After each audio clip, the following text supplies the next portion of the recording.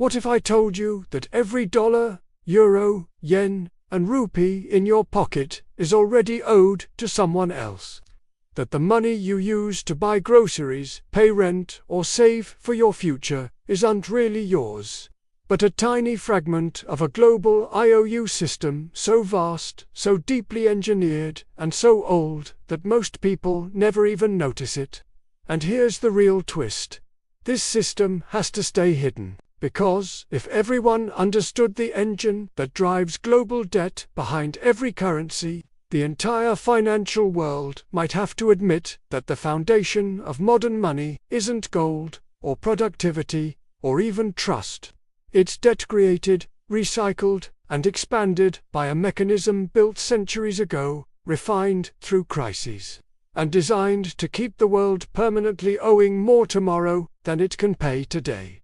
But how did we get here? Who built the machinery?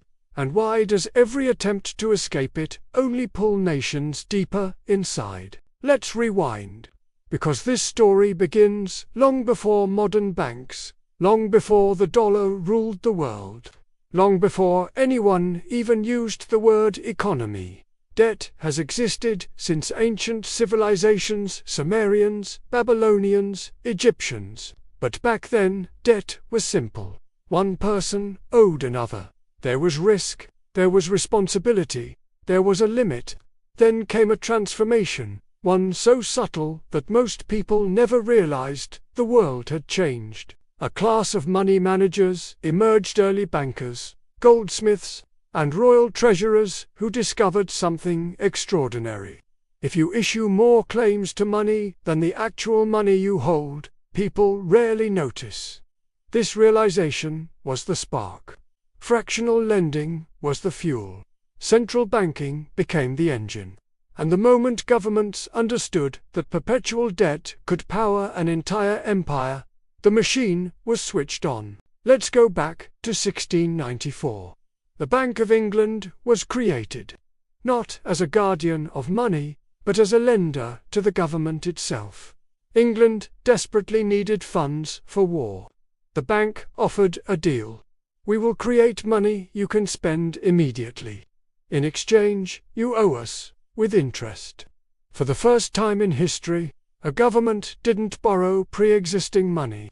It borrowed newly created money that entered the world already carrying a debt. This was the blueprint. The United States would adopt its own version. France would build another, then Europe, then Asia, then nearly every country with an organized economy. By the 20th century, a new idea took hold.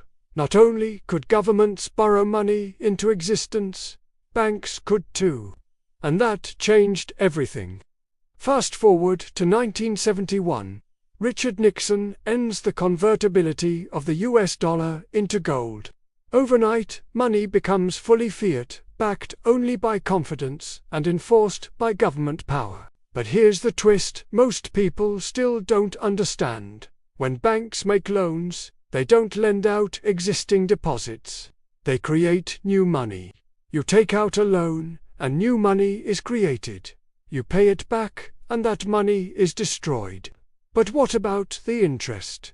The interest is not created with the loan. So, the economy must always expand, always borrow more just to cover the interest and avoid collapse.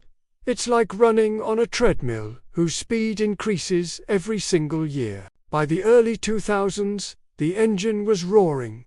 Governments borrowed, corporations borrowed, families borrowed, banks borrowed, and central banks injected fuel whenever the engine sputtered.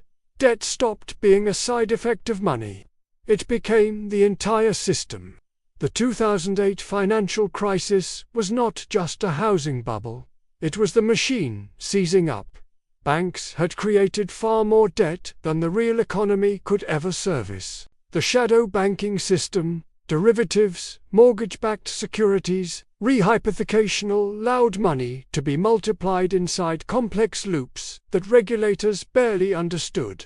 When borrowers started to default, the debt engine suddenly lost pressure. And what was the response? Governments bailed out the system with You guessed it, more debt. Central banks printed trillions in new money. Interest rates were pushed to zero. Instead of repairing the engine, they expanded it. Instead of slowing down, they floored the accelerator, and the world entered a brand new era, an economy that could not survive without constant injections of new debt. By the 2020s, global debt hit levels previously considered impossible. It soared past $300 trillion. The average government owed more than its entire country produced in a year.